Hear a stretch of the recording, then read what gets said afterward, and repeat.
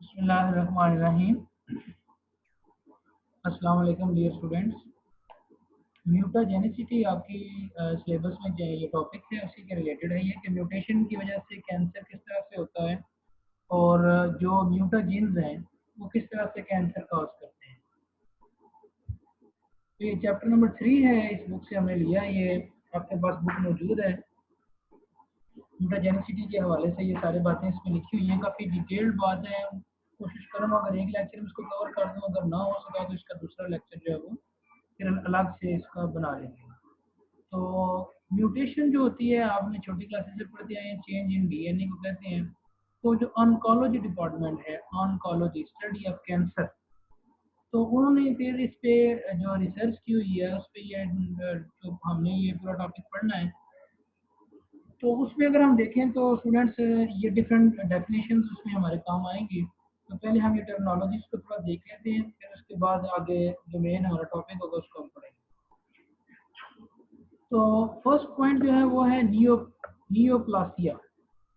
ठीक है जी। तो नियोप्लासिया का मतलब ये है कि ऑटोनोमस ग्रोथ हो गई है किसी भी जगह पर, किसी टिश्यू की जो है वो अनकंट्रोल्ड ग्रोथ हो गई है, उसको हम नियोप्लासिया कहते हैं। और नियोप्लाज्म क्या है कि छोटा सा लीजन पहले बना है, लीजन कोई लीजन बना है, उससे फिर बाद में वो ग्रोथ ज़्यादा हो जाएगी, उसको हम बाद में नियोप्लासिया कहेंगे, शुरू में नियोप्लाज्म कहेंगे। एक बात इसमें मैं आपको बता दूं कि ट्यूमर और कैंसर में भी आपको फर्क पता होना चाहिए। ये जो बिनाइन होते हैं ये हमेशा ट्यूमर होते हैं। बिनाइन बिनाइन हमेशा ट्यूमर होते हैं, क्योंकि ये ट्यूमर इसलिए होते हैं कि एक तो ये लोकलाइज होते हैं। The lesion characterised by the expensive growth. पहले छोटा सा एक लीजन बनता है, छाला सा, उसके बाद उसकी फिर ग्रोथ हो जाती है, और उसके बाद फिर क्या होता है कि वो प्रोलिफरेट करता है। लेकिन इसमें जो डेफिनेशन में आपने जो मेन पॉइंट पढ़ना है वो ये है कि ये सराउंडिंग टिश्यू को इन्वेड नहीं करता। Don't invade the surrounding tissues. इसका मतलब है कि ये ट्यूमर फैलता नहीं है। अगर ट्यूमर फैलेगा तो वो कैंसर है। ये बात आपने ध्यान में रखनी है। ट्यूमर छोटा होता है और लोकलाइज्ड। लोकलाइज्ड का मतलब है don't invade the surrounding tissues, यानी लोकल होता है, उसी जगह पे रहता है, फैलता नहीं है। जबकि जो मैलिग्नेंट है, मैलिग्नेंट मैलिग्नेंट ट्यूमर जो होती हैं ये भी उसी तरह से ग्रोथ होती है इनकी, लेकिन इनमें क्या होता है, कैपेबल ऑफ मेटास्टेसिस। मेटास्टेसिस का मतलब है स्प्रेडिंग ऑफ कैंसर सेल। इनकी डेफिनेशन दी हुई है कि किसी एक ऑर्गन में था, किसी एक हिस्से में पहले ट्यूमर बना हुआ था, वो वहां से ब्लड के जरिए किसी और हिस्से में पहुंचेगा तो वहां पर बॉडी के दूसरे हिस्से में फैलना शुरू कर देगा। उसके कैंसर सेल के इस स्प्रेडिंग कैपेसिटी को मेटास्टेसिस कहते हैं, जिसमें वो सेकेंडरी ग्रोथ करते हैं। यहाँ पर सेकेंडरी ग्रोथ का मतलब ये है कि वो जहाँ पर पहले बने हुए थे वहां से निकलते हैं और नई जगह पर जाकर एस्टैब्लिश हो जाते हैं। ठीक हो गया। तो याद रखिएगा कि ये जो ट्यूमर बनता है ये कहते हैं कि म्यूटेशन से होगा। अब ट्यूमर में म्यूटेशन के नतीजे में क्या होता है कि अनकंट्रोल्ड माइटोसिस होती है। सेल तेजी से डिवाइड करते हैं और अनचेकली डिवाइड करते हैं, जितनी जरूरत है उससे ज्यादा डिवाइड करते हैं, जिसकी वजह से वहां पर एक लीजन बन जाता है, एक छाला सा बन जाता है, गुबार सा बन जाता है। ठीक है ना। ये देखिए कैंसर की डेफिनेशन, मैलिग्नेंट ट्यूमर, जो मैलिग्नेंट फॉर्म होती है उसको हम कैंसर कहते हैं। और कार्सिनोजेंस क्या होते हैं, कैंसर कॉजिंग एजेंट। वो एजेंट जिनकी वजह से कैंसर होता है उनको हम कार्सिनोजेंस कहते हैं। ठीक है जी। तो उसके बाद आपके सिलेबस में जो दो मेन पॉइंट्स दिए हुए हैं, जीनोटॉक्सिक और नॉन जीनोटॉक्सिक। जीनो मतलब जीनोम। वो टॉक्सिक एजेंट, वो कार्सिनोजेंस जो डीएनए को टारगेट करते हैं, तो उनको हम जीनोटॉक्सिक कहते हैं। और नॉन जीनोटॉक्सिक का मतलब ये है कि वो जीन के एक्सप्रेशन को इफेक्ट करते हैं, डीएनए को डैमेज नहीं करते। तो जीन का एक्सप्रेशन कैसे चेंज हो जाता है, मसलन ट्रांसक्रिप्शन हो रही है, ट्रांसलेशन हो रही है, आपने मॉलिक्यूलर में पढ़ा होगा, पोस्ट ट्रांसक्रिप्शनल मॉडिफिकेशंस होती हैं, पोस्ट ट्रांसलेशनल मॉडिफिकेशंस होती हैं। तो उनमें जनाब ये जो टॉक्सिक कंपाउंड होते हैं जिनके बारे में भी हम पढ़ेंगे, ये इंटरेक्ट करते हैं तो वो फिर आगे ग्रोथ जीन की एक्सप्रेशन नहीं हो सकती। ठीक हो गया, होपफुली आपको ये समझ आ गई है। बिनाइन ट्यूमर वो होता है जो लोकलाइज होता है, जो फैलता नहीं है, और मैलिग्नेंट ट्यूमर फैलता है, बड़े साइज का होता है, इसलिए इसको कैंसर कहता है। ठीक हो गया। इसी तरह से ये थोड़ा सा नोमेनक्लेचर भी ओस्टियोमा और सार्कोमा बार बार वो हम पढ़ेंगे कि नियोप्लाज्म नोमेनक्लेचर में कनेक्टिव टिश्यूज हैं। कहते हैं अगर बोन में बिनाइन बन जाएगा तो ये ओस्टियोमा हो जाएगा। ओस्टियो बोन को कहते हैं, ओस्टियोमा का मतलब है कि ये बिनाइन फॉर्म अभी छोटा है। अगर कहीं लिपिड में बन गया तो लिम्फोमा। और अगर वही कैंसर जो है वो पूरी बॉडी में लिपिड में फैल रहा है तो लिम्फोसार्कोमा, सार्कोमा मैलिग्नेंट फॉर्म को इंडिकेट करेगा। ठीक है ना। ये डिफरेंट टर्मिनोलॉजीज हैं, क्योंकि ये आगे हमने पढ़नी है बातें, तो इनमें ये बातें आएंगी बार बार, तो फिर पहले हम इसको कवर कर लें तो बेहतर है। इसी तरह मसल्स के हवाले से अगर हम देखें, आप ये देखें हिमेटोपोएटिक सेल्स होते हैं ना, ब्लड सेल्स जो बनाते हैं, उनमें अगर हो जाएगा तो ल्यूकीमस, लिम्फोमस, लिम्फाइड टिश्यूज जो होते हैं उनके अंदर चला जाएगा। तो इसी तरह से ये डिफरेंट मसल्स हैं, डिफरेंट सेल्स हैं, उनके अंदर चला जाएगा। तो सार्कोमा जो है, यहाँ लिवर के हवाले से देखें, बहुत ज़्यादा आजकल ये केस देखने में आते हैं। लिवर के अंदर अगर छोटे लेवल पे है तो ये होगा लिवर सेल एडिनोमा, और अगर बड़े लेवल पे है तो हेपेटोसेलुलर कार्सिनोमा। इस पर बहुत ज़्यादा काम हो रहा है आजकल लिवर कैंसर की वजह से, किस वजह से हो रहा है। ठीक है जी। तो ये पॉइंट्स मैंने, ये अगर किडनी में हो रहा है तो ये रीनल सेल कार्सिनोमा आ जाएगा। ठीक है ना। रेस्पिरेटरी सिस्टम में हो रहा है तो ब्रैकियस का हो जाएगा। तो ये आपने इसको एक दफा रीड कर लें। तो यहाँ पे वो वही बात आपको दोबारा बता रहे हैं कि ट्यूमर जो है, टर्म जो है ट्यूमर, तो ट्यूमर जो है इसको हम कहते हैं कि वो लेजन है, मे और may not neoplastic, characterised by the swelling and increase in size. ठीक है, उसका साइज बढ़ेगा, वो स्वेलिंग करेगा। The tissues of the origin is frequently followed by the oma. कहते हैं कि ये फिर वो जो डिफरेंट टर्मिनोलॉजीज पढ़ी है ना, उस पर ये बात कर रहे हैं जो मैंने आपको टेबल में पढ़ा दी है ना बातें, वो यहाँ पर लिखी हुई, इसको आप रीड कर लीजिए। ये आपके जिम्मे है काम, ये आपने खुद करना है। ठीक हो गया जी। तो चलते हैं हम अपना जो मेन पॉइंट है हमारा उस पर। ये देखिए एक छोटा सा पॉइंट वो हमें कैंसर के हवाले से बता रहा है कि नॉर्मल सेल में क्या होता है, अगर डीएनए डैमेज हो तो वो रिपेयर हो जाता है, ठीक हो जाता है। अब प्रोलिफरेशन जब कैंसर सेल्स की होती है तो उसमें अपोप्टोसिस हो जाता है, एक फोकल लीजन्स वगैरह बनते हैं। उसके बाद वो सेल तेजी से डिवाइड होते हैं, जिसके बाद वो कैंसर बन जाता है। ठीक है, कैंसर बनना शुरू हो जाता है। ये कोई नहीं, इसमें पॉइंट जो मेन बात उस पर हम चलते हैं। ये है हमारा टॉपिक के mechanism of action of chemical carcinogens. जी,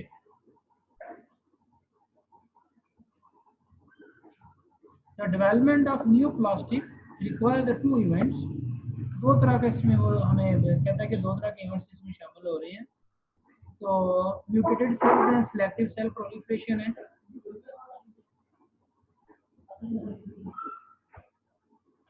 तो इसमें जो chemical mechanism of chemical action के हवाले से मेन बात है, उसमें मैं आपको बताऊं तो मेन पॉइंट जिसमें है वो है जीनोटॉक्सिक कार्सिनोजेंस है। जीनोटॉक्सिक कार्सिनोजेंस हम ऊपर पढ़ के आए हैं ना कि जीनोटॉक्सिक कार्सिनोजेंस वो होते हैं जो डीएनए के साथ रिएक्ट करते हैं। ये यहाँ पे लिखा है कि केमिकल्स को हम दो हिस्सों में इंटरेक्ट करवा रहे हैं। जीनोटॉक्सिक जो डीएनए साथ रिएक्ट कर रहे हैं, नॉन जीनोटॉक्सिक है जिनको हम एपिजेनेटिक कार्सिनोजेंस भी कहते हैं, जो जीन की एक्सप्रेशन को डैमेज करते हैं। ठीक है। तो जीनोटॉक्सिक कार्सिनोजेंस वो केमिकल्स हैं जो इनिशिएट करते हैं tumour by producing the DNA damage. यहाँ से आपका मेन पॉइंट शुरू हो रहा है, इसको आप फोकस करेंगे कि वो केमिकल्स, वो कार्सिनोजेंस जो डीएनए को डायरेक्ट डैमेज करते हैं उनको हम जीनोटॉक्सिक कहते हैं। तो इसमें एक्सपेरिमेंटली और एपिडेमियोलॉजिकल स्टडीज में की गई है। इसमें ये डिफरेंट केमिकल्स उन्होंने बताए हैं। कहते हैं कि कोल टॉप से केमिकल निकल रहा है, ये बेंजोपायरीन है, पेस्टिसाइड है इनमें से। तो ये सारी चीज़ों से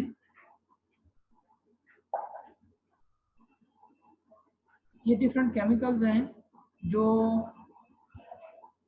डायरेक्ट एक्शन कर रहे हैं उसका जी। ये उसके बाद एजो डाइज हैं, आपको पता है कि ये जो डाइज कलर वगैरह इस्तेमाल हो रहे हैं आपके डिफरेंट इंडस्ट्रीज के अंदर, तो डाई अमाइनो बेंजामाइड, ये जो डिफरेंट केमिकल्स हैं ये कार्सिनोजेन। तो डीएनए रिएक्टिव कार्सिनोजेन। अब वो जो जीनोटॉक्सिक केमिकल्स हैं उनको भी दो हिस्सों में डिवाइड किया गया है। एक ऐसे होते हैं जो डायरेक्ट इंटरेक्ट करते हैं, कुछ ऐसे होते हैं जो इनडायरेक्ट इंटरेक्ट करते हैं, ठीक है जी। तो डीएनए रिएक्टिव कार्सिनोजेन जो हैं are divided, they are active in their particular form, यानी डायरेक्ट एक्टिंग करते हैं, डायरेक्टली एक्टिंग कार्सिनोजेन्स हैं, और एजेंट्स हैं जो कि डीएनए के साथ बाइंड करते हैं विदाउट मेटाबोलाइज।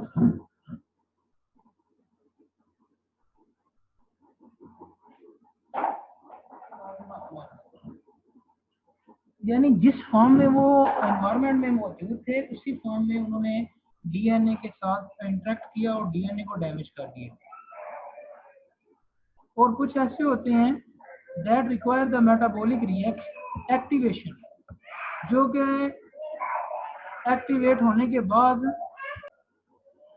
एक्टिवेट का मतलब है कि वो एज सच फॉर्म में नहीं जा रहे, वो मेटाबोलाइज होने के बाद डीएनए के साथ इंटरेक्ट करते हैं, उनको हम कहते हैं indirect acting carcinogen.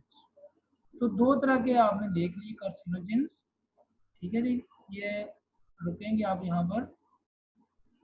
Genotoxic carcinogen जो है वो दो तरह के हैं।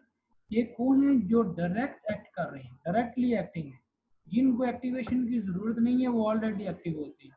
तो जैसे इन्वायरमेंट में आते हैं, जैसे बॉडी में अब्जॉर्ब हो जाते हैं, उसी तरह से जाकर डीएनए के साथ इंटरेक्ट करना शुरू कर देते हैं, ठीक है जी। एक पहला पॉइंट ये। दूसरे वो होते हैं जो मेटाबोलाइज होकर इनडायरेक्टली, पहले मेटाबोलाइज होते हैं फिर उसके बाद जाकर डीएनए को डैमेज करते हैं। तो पहला हम पढ़ते हैं जीनोटॉक्सिक कार्सिनोजेंस में पहला पॉइंट जो है वो direct acting carcinogens.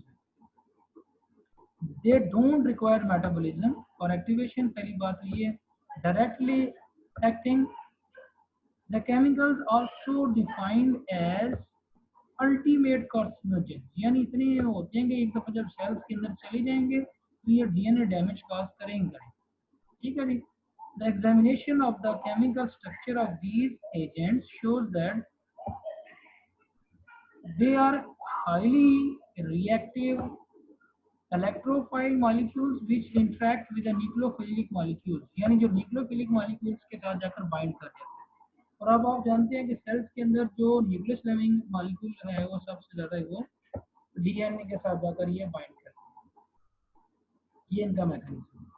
Chemically these structures are highly reactive, result in the tumour formation by at the site of exposure, जब ये जहाँ पर जाएंगे वहाँ पर ट्यूमर कॉज करेंगे। थोड़ा सा हम क्योंकि मॉलिक्यूल पर भी बात कर रहे हैं तो मैं थोड़ा सा इसमें ऐड कर दूं पॉइंट कि ये डीएनए जब डैमेज करते हैं तो जो सेल साइकिल हो रहा होता है ना वो डिस्टर्ब हो जाता है।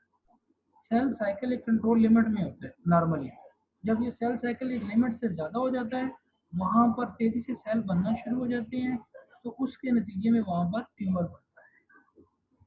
तो ये मजीद केमिकल रिएक्शंस के नाम लिखे हुए हैं। कहता है कि डायरेक्टली एक्टिंग कार्सिनोजेन्स इंक्लूड एपॉक्साइड्स, इस पे हम बात करेंगे, पूरा मैकेनिज्म आपको बताएगा कि एक होती है ऑक्सीडेशन होती है, एक एपॉक्सीडेशन होती है। ऑक्सीडेशन में मॉलिक्यूलर ऑक्सीजन जाती है, एपॉक्सीडेशन में एटॉमिक ऑक्सीजन जाती है। उसके बाद अमाइंस हैं, अल्काइल ग्रुप हैं, सल्फेट एस्टर्स हैं, मस्टर्ड गैस हैं, ये सारे केमिकल्स हैं जो कि directly carcinogens. Direct acting electrophilic carcinogens chemical, जब हमने टेस्ट में इनको देखा है कि ये बहुत ज़्यादा रिएक्टिव है। Relative carcinogen strength of the direct carcinogens depend on the relative rate of interaction between the chemical agents and DNA, as well as competing reaction। जो सेल में दूसरे न्यूक्लियोफाइल आ रहे हैं उनके साथ वो किस तरह से कंपीट करके वो रिएक्ट कर रहे हैं, तो उस पर हम बारी बारी देख लेते हैं। ये देखें, that the relative carcinogen activity of the direct acting carcinogen is depend upon the completing reactions and also on the detoxification reaction. तो जब बहुत ज़्यादा केमिकल इकट्ठे इसके हो जाते हैं तो वो आपस में कम्पीट करके टॉक्सिसिटी क्रिएट करते हैं। देखिए ना, इसमें वो केमिकल स्टेबिलिटी है, मेम्ब्रेन में ट्रांसपोर्ट हो रही है, परमिएबिलिटी है, ये सारी बातें उनकी कंपटीशन में आ। तो इसमें वो जहाँ पर जो उसने हमें वो फिगर का बताया क्या था, फिगर 8.3 आप देखें, उसमें वो डिफरेंट केमिकल्स हैं। तो यहाँ पर स्टूडेंट्स ये डायरेक्ट एक्शन में ये कार्सिनोजेंस हैं जो कि मल्टीपल साइट के ऊपर जाकर इफेक्ट करते हैं। ठीक है ना, ये फिगर 8.3 है। इसको हम देखते हैं कि इसने कौन कौन से कार्सिनोजेन एलिमेंट्स बताए हैं। ये अल्कलाइन जो रिएक्शन है ना, ये बहुत अहम है। ये देखें, ये फ्री रेडिकल्स हैं, ये कंपाउंड हैं, ये आयंस की फॉर्म में जो सेल के अंदर जो स्ट्रक्चर मौजूद है ना, ये एपॉक्साइड्स हैं, ये एटॉमिक ऑक्सीजन जिनमें मौजूद है। ठीक है ना, तो ये कार्सिनोजेंस हैं, ये सल्फेट के कंपाउंड्स हैं, ये जो डाइज हैं, ये यहाँ से ये कंपाउंड निकले जैसा है। उसके बाद अगला पॉइंट आ गया इनडायरेक्ट एक्टिंग जीनोटॉक्सिक कार्सिनोजेंस। ये वो कार्सिनोजेंस हैं जो हम वो इनटेक बॉडी में नहीं कर रहे, जो हमारी बॉडी में किसी डाई के जरिए जा रहे हैं, किसी और हमारे फूड के जरिए जा रहे हैं, तो वो पहले बॉडी में मेटाबोलाइज होते हैं, उनसे फिर सेकेंडरी कंपाउंड बनते हैं, जो वो सेकेंडरी कंपाउंड जो है वो एज कार्सिनोजेन काम करते हैं। ठीक है जी, many they demonstrated that azo dyes covalently bound to the protein in the liver, leading to the conclusion that carcinogens may bind to the protein। ये हमने जब डेपोजिशन पे बात की थी तब भी हमने देखा था कि कुछ कंपाउंड ऐसे होते हैं जो वहां पर बाइंड कर जाते हैं ब्लड के अंदर या लिवर के सेल के अंदर। तो subsequently work with the benzopyrene showed that covalently bonding benzopyrene are metabolites in the rodents। तो ये कंपाउंड क्या करते हैं, वहां पर मेटाबोलाइज होने के बाद, यानी देखिए ना पेरेंट फॉर्म में वो इतने नुकसानदेह नहीं होते। ये indirect carcinogen genotoxic compound confirm that metabolism of parent compound was necessary to produce the activation। जब तक मेटाबॉलिज्म नहीं होगी तब तक वो कंपाउंड टॉक्सिक नहीं होगा। The majority of DNA reactive carcinogens found in the parent compound, इसको हम प्रो कार्सिनोजेंस कहते हैं। प्रो, अभी वो कार्सिनोजेंस है नहीं। प्रो कार्सिनोजेंस स्टेबल केमिकल्स होते हैं जो कि मेटाबोलाइज होते हैं, मेटाबोलाइज होने के बाद प्रो कार्सिनोजेंस कन्वर्ट होते हैं प्रॉक्सिमेट कार्सिनोजेंस। प्रॉक्सिमेट का मतलब है जो कार्सिनोजेंस बनेंगे, और जो अल्टीमेट उसके बाद जो बन जाते हैं वो अल्टीमेट कार्सिनोजेंस। ठीक है ना, अल्टीमेट कार्सिनोजेंस। ये तीन तरह के, ये फिगर 8.4 पे चलते हैं हम, ये नीचे उसने दी होगी। ठीक है, ये साथ साथ जो ये फिगर की डिस्क्रिप्शन है ना, इसको भी आप साथ साथ देखेंगे तो क्लियर होती जाएंगी बातें। ये अब ये देखें, ये प्रो कार्सिनोजेंस हैं जिसकी डायरेक्ट एपो ऑक्सीडेशन हुई है, ये एफ्लाटॉक्सिन्स है। ये एफ्लाटॉक्सिन्स, मायोटॉक्सिन्स, ये फंगस से भी निकलने वाले होते हैं, टॉक्सिन्स होते हैं, ये डाइज हैं जो इस्तेमाल होती है। इसकी क्या होगी, एपॉक्सीडेशन होगी। ये एपॉक्सीडेशन में देखें ये एटॉमिक जो ऑक्सीजन के साथ शामिल होगी। ठीक है जी, उसके बाद ये प्रॉक्सिमेट कार्सिनोजेंस बनता है, प्रॉक्सिमेट के बाद फिर अल्टीमेट कार्सिनोजेंस। ये एक एग्जांपल ये है, ये नीचे बेंजीडीन की एग्जांपल आप देंगे, इसमें ये कंपाउंड हाइड्रोक्सिल ग्रुप साथ ये शामिल हो रहा है, तो ये नाइट्रिडियम ग्रुप साथ शामिल हो गया। तो ये मेटाबॉलिक फॉर्म में ये नॉन रिएक्टिव है, अब ये कार्सिनोजेन। ठीक हो गया ना जी। ये देखें एपॉक्सीडेशन उसने दोबारा दिखाई है, यहाँ पर ये ऑक्सीजन नेसेंट ऑक्सीजन इसके साथ आई है, ये दो हाइड्रोक्सिल ग्रुप इसके साथ शामिल, इसलिए ये डाइओल हो गया। तो ये इस तरह से कंपाउंड मेटाबॉलिक होने के बाद, मेटाबोलाइज होने के बाद जो है वो कार्सिनोजेंस बन जाते हैं। ठीक हो गया। The ultimate form of carcinogens chemicals is not known, whereas other chemicals are more than one ultimate carcinogen depend upon the metabolic process. कहते किस तरह से वो मेटाबोलाइज होता है उससे पता चलेगा कि वो कार्सिनोजेन है या नहीं। अच्छा, indirect acting genotoxic carcinogens usually produce their neoplastic effect not at the site of exposure, ये भी एक difference, but at the target tissues where they जहाँ पर इनकी मेटाबॉलिज्म होती है वहां पर ये एक्टिवेट हो जाते हैं, क्योंकि ये पहले तो एक्टिवेट ही नहीं होते, मेटाबॉलिज्म इनको एक्टिवेट करता है।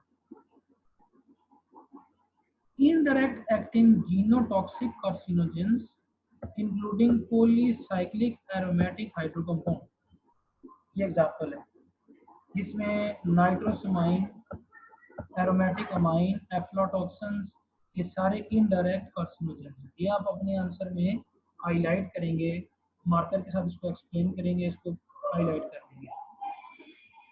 अच्छा, ये तो थे कंपाउंड जब आते हैं तो वो डीएनए के साथ बाइंड करते हैं। अब आ जाते हैं म्यूटाजेनेसिस। म्यूटाजेनेसिस म्यूटेशन का प्रोसेस किस तरह से होता है, यानी डीएनए ये केमिकल आ गए, आप उनके साथ बाइंड कर गए, ठीक है ना। अब इनडायरेक्ट बाइंड कर रहे हैं, डायरेक्ट बाइंड कर रहे हैं। अब आगे ये है कि वो किस तरह से आकर इंटरेक्ट करते हैं। तो ये भी जनाब कहते हैं कि the reaction of carcinogen with genome either directly और indirectly result in the DNA adduct formation. DNA adduct का मतलब है वो डीएनए जहां पर कार्सिनोजेन में डीएनए का फ्रेगमेंट हो जाता है, जहां पर वो कार्सिनोजेन आकर बाइंड करते हैं, जहां पर म्यूटेशन होगी, ठीक है, जहां पर म्यूटेशन होगी उसको डीएनए अडक्ट करेंगे। The modification of the DNA by the electrophilic carcinogens can lead to the number of the products. तो वो स्टूडेंट्स हमें दो मैकेनिज्म बताएगा, इसमें शुरू में हम पढ़ते हैं दो मैकेनिज्म वो हमें पहले बताएगा कि दो तरह से होता है। तो पहले नंबर पे वो कह रहा है कि जनाब एक होती है ट्रांजिशन। ट्रांजिशन में क्या होता है, substitution of one pyrimidine by the other and one purine by the other, substitution होती है। अब आपको पता है प्यूरिन में एडेनिन और गवानीन आते हैं और पायरिमिडीन में थायमीन और साइटोसिन आते हैं। तो जहां पर प्यूरिन का अगर हम केस देखें, प्यूरिन जहां पर ए नहीं आना था, ए प्लस जी होते हैं ना, ये जहां पर ए नहीं आना था वहां पर जी आ गया, म्यूटेशन कॉज कर देती है। अब ये केमिकल आकर म्यूटेशन कॉज करते हैं। ट्रांसवर्जन में क्या होता है, purine is replaced by pyrimidine, यानी एडेनिन ने आना था तो एडेनिन की जगह पर साइटोसिन आ गया। प्यूरिन आपको पता है ना, डीएनए में दो तरह की बेसिस होती है, प्यूरिन और पायरिमिडीन। तो प्यूरिन और पायरिमिडीन जो है वो आपस में सब्स्टिट्यूट हो जाएंगी, चेंज हो जाती है। ट्रांसवर्जन में यानी बेसिस का ग्रुप चेंज हो जाएगा नाइट्रोजनस बेसिस। ट्रांजिशन में क्या होगा, उन रहेंगी वो उसी ग्रुप की लेकिन उनमें तब्दीली आ जाएगी।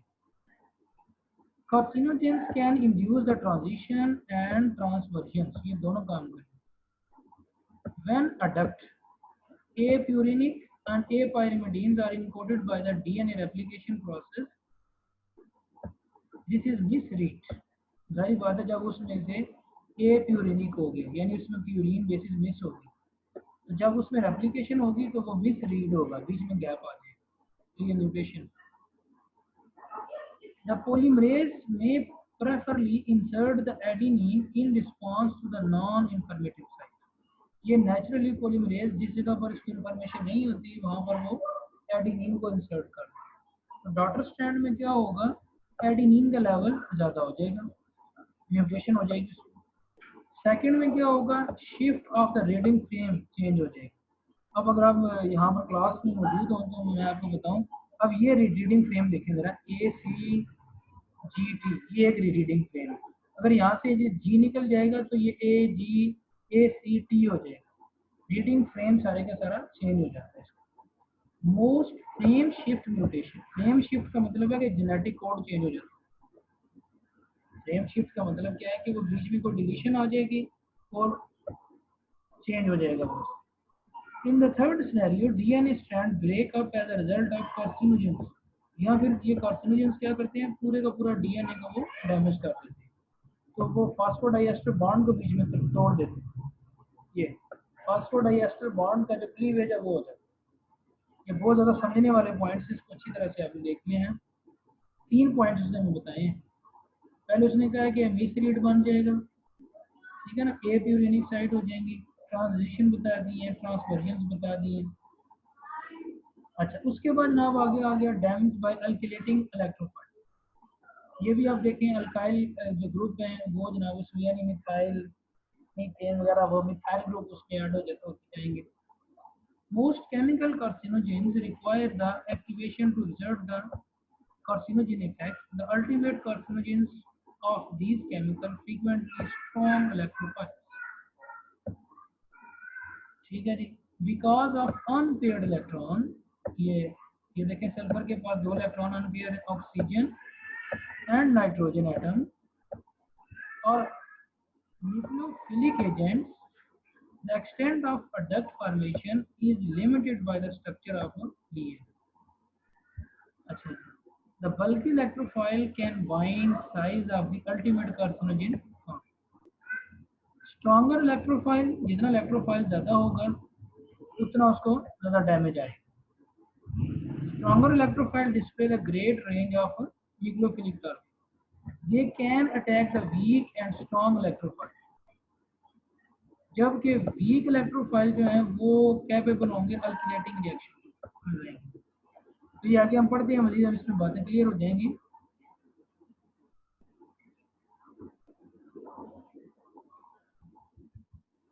हाँ, an important abundant source of nucleophile is contained not only the DNA basis, यानी फास्फोडाइएस्टर बॉन्ड भी इसमें टारगेट होता है।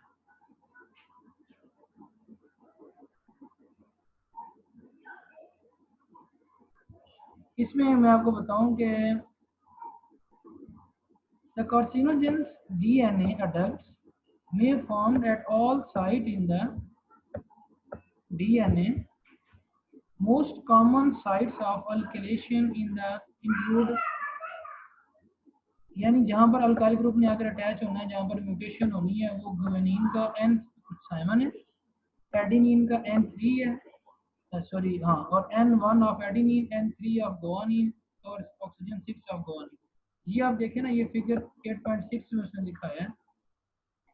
ये एडेनिन बेसिस है, ये N7 है, ये गुआनिन का ये 6 है, ठीक है।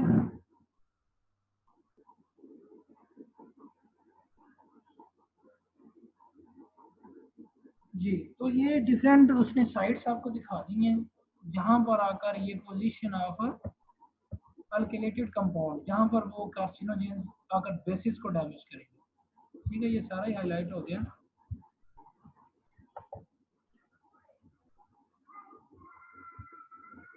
अच्छा, इसमें फास्फेट ग्रुप को भी अगर हम देखें तो फास्फोडाइएस्टर बॉन्ड को वो यहाँ से टारगेट करेगा।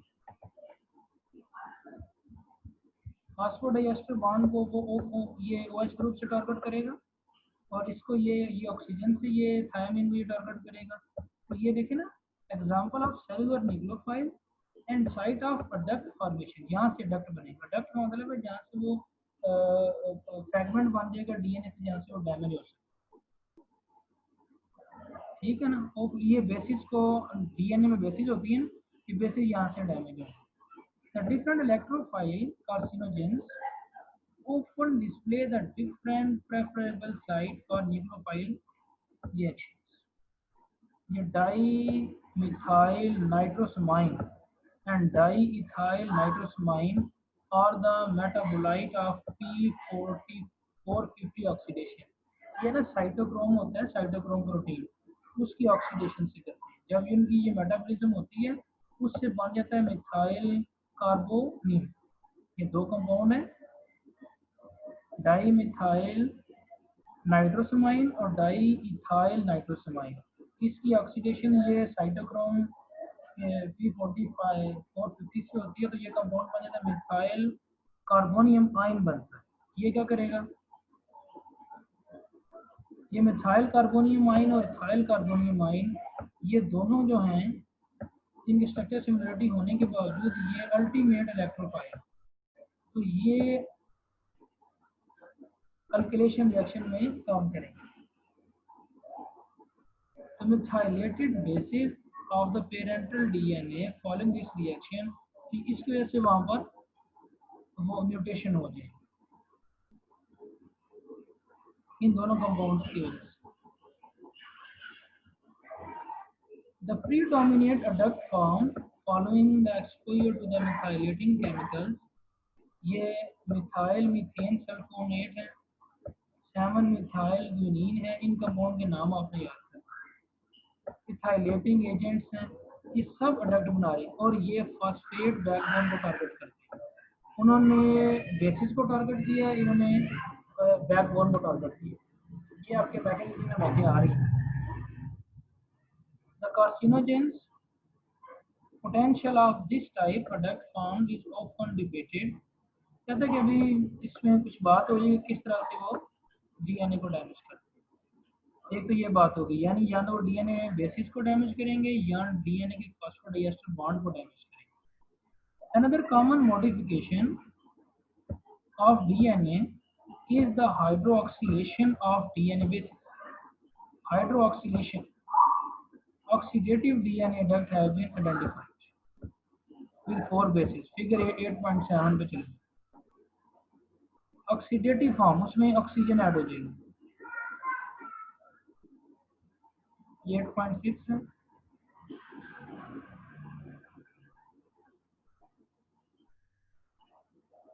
हाँ, ये फिगर 8.7 है। ये ऑक्सीडेटिव फॉर्म आ गई, देखिए ना, structure of DNA oxidative basis, ये ऑक्सीजन आ गई है, हर एक के साथ ऑक्सीजन का ये ऐड हो गया, जिसके नतीजे में क्या हुआ है, उसका स्ट्रक्चर चेंज हो जाएगा। क्या हो जाएगा? स्ट्रक्चर चेंज हो जाएगा।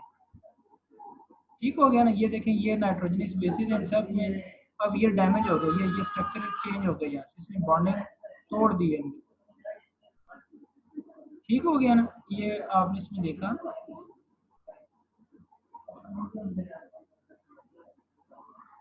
अच्छा, उसके बाद अगर हम देखें, the source of oxidative DNA free radical reactive होते हैं, फ्री रेडिकल जो सेल के अंदर बनते हैं। The large amount of oxidative DNA has been composed to formed by per day, और रिपेयर हो जाता है डीएनए, लेकिन जब रिपेयर नहीं होगा तो फिर उसमें प्रॉब्लम आएगी। तो हाइड्रोक्सिलेशन जो दूसरी चीज आपने देखी। उसके बाद आ गया methylation, methylation of deoxycytidine residues in the DNA. This reaction result in transfer of methyl group from, अब ये कार्सिनोजन से मिथाइल ग्रुप ट्रांसफर हो रहा है, ये कार्सिनोजन से, by the DNA methyl transferase। The methylation of DNA is heritable expression and repression of the gene। Hypomethylation associated with the activation transcription gene, जबकि hypermethylation genes tend to be rarely transcribed। मैं आपको रोक रहा हूँ, यहाँ पे 2 point इसने बता दिए हैं। मिथाइल ट्रांसफेरेज है जो मिथाइल ट्रांसफर करती है, अगर मिथाइल कम ट्रांसफर होगा तो जीन एक्सप्रेशन होगी, अगर हाइपर मिथाइलेशन होगी तो जीन एक्सप्रेशन नहीं होगी। The chemical carcinogens that inhibits the DNA methylation by several mechanisms covalently वो उनके साथ जुड़ जाते हैं। So DNA methyl transferase is responsible for methylation। अगर वो ज्यादा मिथाइल ऐड कर देगा तो डीएनए का एक्सप्रेशन खत्म हो जाएगा, अगर वो कम ऐड करेगा तो डीएनए का एक्सप्रेशन चलता रहेगा। बस इतनी सी बात। तो यहाँ तक स्टूडेंट्स आपका ये जो टॉपिक है ना, कि किस तरह से केमिकल आकर इंटरेक्ट करते हैं, बेसिस के ऊपर आकर इंटरेक्ट कर रहे हैं, या उसके ऊपर मिथाइलेशन हो रही है, या उसके बाद हाइड्रोक्सिलेशन हो रही है, या फॉस्फेट बॉन्ड ब्रेक हो रहा है, इसको आपने देखा। आगे हम देखते हैं, नेचुरली डीएनए रिपेयर हो जाता है। डीएनए के अंदर जो है ना, कोई भी अगर चेंजिंग आ गई है, देखिए ना, डीएनए कार्सिनोजन अडक्ट परसिस्टेंट, जो परसिस्टेंट अडक्ट होता है ना, परसिस्टेंट का मतलब है जो फिक्स लंबे अरसे के लिए रहता है, वो म्यूटेशन कॉज करता है। जो परसिस्टेंट नहीं है, जिसको डीएनए का जो एंजाइम सिस्टम है, एक्सोन्यूक्लियेज एक्टिविटीज है, अगर वो ठीक कर देता है तो फिर कोई मसला नहीं है। ठीक है, The detection of the unique DNA have proven to be an important understanding mechanism. The relative rate of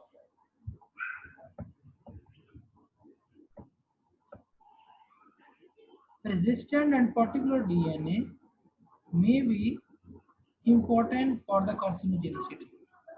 तो यहाँ पे भी हम आते हैं इस पे जो मेन पॉइंट है हमारा, हाँ, the persistent DNA of a duct transferase ये ऑर्गन के अंदर जाएगा. The liver and kidney exhibit the greater burden of the persistent ducts. ये भी आपका एमसीक्यू जा सकता है क्योंकि वहां पर बहुत ज़्यादा केमिकल आपके पास जाते हैं, इसीलिए डैमेज हो सकता है, डक्ट डैमेज आएगा. तो डीएनए का रिपेयर सिस्टम है. The quantification of covalent duct in the tissues have been demonstrated for the carcinogenic status. Quantification की कितनी मिकदार में ये जो टॉक्सिक कंपाउंड है ये उसमें मौजूद है, एफ्लाटॉक्सिन वगैरह को हमने देखा. तो अब हम चूंकि बात कर रहे हैं रिपेयर पे, तो रिपेयर के हवाले से अगर हम देखें तो इसमें वो कहता है कि डीएनए के जो मॉलिक्यूल्स हैं, this can be explained by the ability of the cell to recognize and repair the DNA. During the DNA repair, DNA region containing the duct is removed. जिसके अंदर कोई कार्सिनोजन, डक्ट का मतलब है जहाँ पर कार्सिनोजन ने आकर बाइंड किया उसको वहां से काट दिया जाता है, नया डीएनए सिंथेसाइज होता है. The new DNA segment is spliced into the DNA molecule. Splice बाद में जोड़ दिए, सॉरी हाँ, स्लाइस बाद में जोड़ दिया जाता है. ये आपने स्प्लाइसिंग प्रोसेस भी पढ़ा होगा. So, to be effective in restoring the cells to the normal, repair of DNA must be occurred. If the repair is not complete before the replication, the presence of a duct give rise to the mispairing of the bases. Mispairing, adenine के साथ thymine जुड़ना था तो guanine batch कर जाएगा, ठीक है ना, मिसपेयरिंग हो जाएगी. तो इस तरह से ये डीएनए जो है वो रिपेयर करने की प्रॉपर्टीज के अंदर होती है सेल के अंदर. तो ये अपना सेल के अंदर एक मैकेनिज्म है जिसको डीएनए मैकेनिज्म, रिपेयरिंग मैकेनिज्म कहते हैं. तो उसमें हम देखें तो एक्सोन्यूक्लियेज एक्टिविटी, हाँ ये, तो mutation in the oncogenes, tumor repressor genes and that control the cell cycle result in the clonal cell population. ये मैं आपको शुरू में बात बता रहा था, जब उनमें म्यूटेशन हो जाती है तो वो सेल के अंदर चेंजिंग की वजह से सेल साइकिल डिस्टर्ब हो जाता है, जिसकी वजह से उसमें बहुत ज़्यादा म्यूटेशन आती है. अच्छा जी, ये कहाँ पर हुआ? उसके बैकबोन में, उसके फॉस्फेट ग्रुप में डीएनए डैमेज हुआ. रिपेयरिंग मैकेनिज्म ये लिखा हुआ. अच्छा, अब क्या होता है, कहता है कि in addition to the functional alkylating agents mustard gas cause the DNA cross linking. यानी डीएनए को कहाँ से डैमेज हो रहा है? बेसिस से, उसकी लिंकिंग से, उसके फॉस्फेट ग्रुप से. यूवी लाइट जो होती है ये डबल स्ट्रैंड को ब्रेक करती है, ये उसके स्ट्रक्चर को डैमेज करती है. तो वैरायटी ऑफ डैमेजिंग सिस्टम है, ठीक है. तो डीएनए के पास अपनी प्रूफ रीडिंग मैकेनिज्म होता है जिसको एक्सोन्यूक्लियेज एक्टिविटी कहते हैं. वो इस डैमेज को खुद ब खुद रिपेयर कर देता है, ठीक है. वो आगे इसमें आएगा अगले पैराग्राफ में.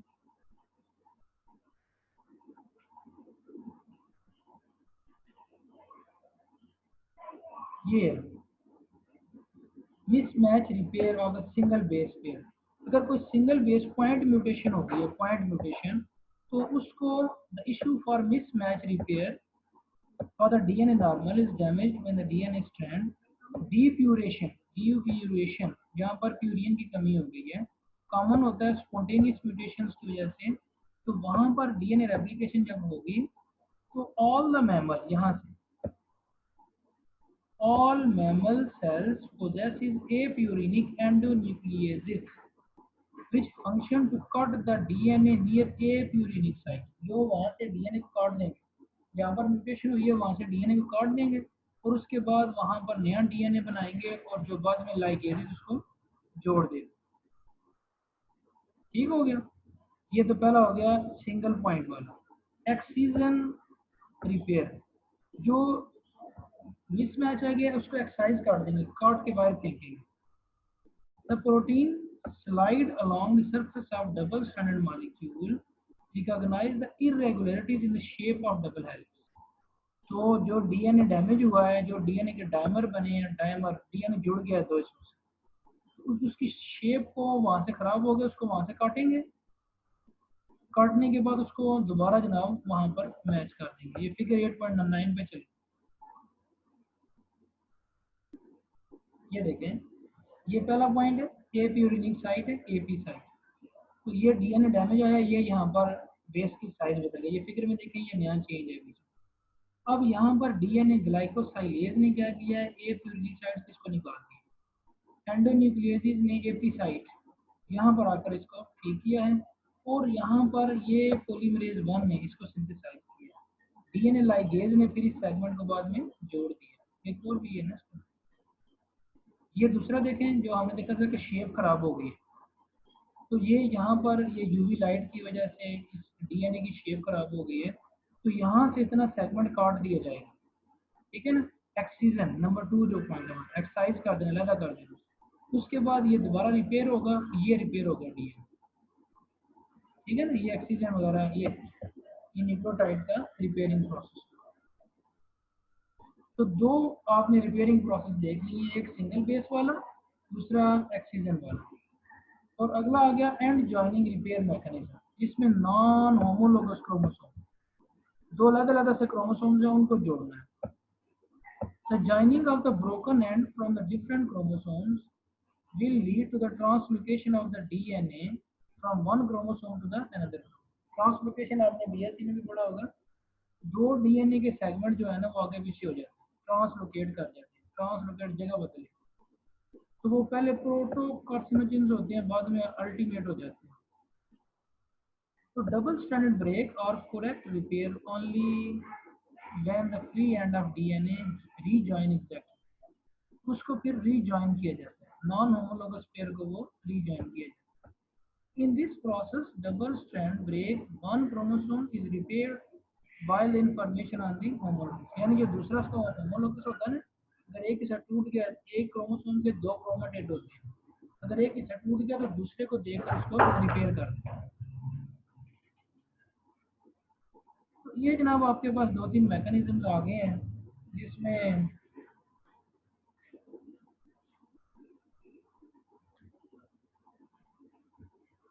ये जनाब इसमें ये मैकेनिज्म आ गया, जिसमें उसने आपको ये बता दिया कि 3 मैकेनिज्म उसने रिपेयरिंग के बताए हैं, मिसमैच, एक्सीजन और एंड जॉइनिंग रिपेयर मैकेनिज्म।